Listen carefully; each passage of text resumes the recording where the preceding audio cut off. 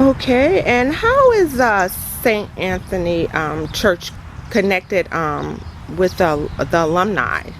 Well, sometimes we have inquiries from former alumni classes. The classes of 1962 was here last year for Mass on a Sunday. The class of 1965 was here. The class of 1967 was here last year as well. And they just had a great time. They're coming from all over the country actually. And when they come, they take a picture on the steps of the church and they attend Mass. And they're very happy that St. Anthony continues to be in existence. And we do also have volunteers from alumni of St. Anthony Catholic High School and EastCatholic High School, because both are now in the making. So yes, and anybody who wants to come, please feel free. We are Catholic. We're maybe not strict Roman Catholic, but we're Catholic in the sense of the word, which means universal love and care and following the basic essential of our faith and the sacraments, and this is all we need.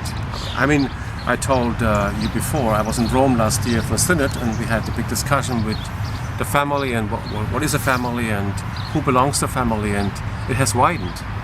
So has the picture of the church. Roman Catholic is one right, then you have the East Catholics, the Eastern Catholic churches, the Greek Catholic churches, the Maronites, the Church of Antioch. There's so many different Catholic rites, and all together they built the one holy Catholic and Apostolic Church. Because sometimes we think Catholic is only Roman Catholic, but it's more than that, you know. That's why in the Creed of the Apostle and in the Creed of the Niceans, you don't say we believe in one holy Roman Catholic Church. You say we believe in one holy Catholic and Apostolic Church. That's the universal church, which is a summary of all churches combined and seeking the unity among the churches. This is our church. That's why we say our church is ecumenical. We seek unity. Now we have parishioners coming to our church, like I said, former alumni who have been in church in 30, 40 years, and they come back because they find here a church family that's caring and loving and is Catholic in its essence. So that's all we need. And that would lead me to my next question. Are you part of the archdiocese? No, we're not.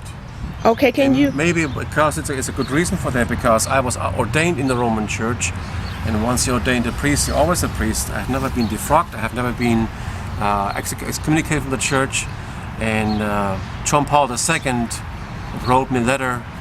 He said, find a bishop and go ahead with your ministry. And in the meantime, I became a bishop myself to the old Catholic Church. And so we are Catholic in essence, and we do the Lord's work, and we keep the sacraments and the teaching of the church, but with a heart. You know, when it comes to divorce, we see there is some questions that people are rising. You know, when it comes to inclusiveness. You know, people who have been out of the church for so many years because they have conflicts with the doctrines.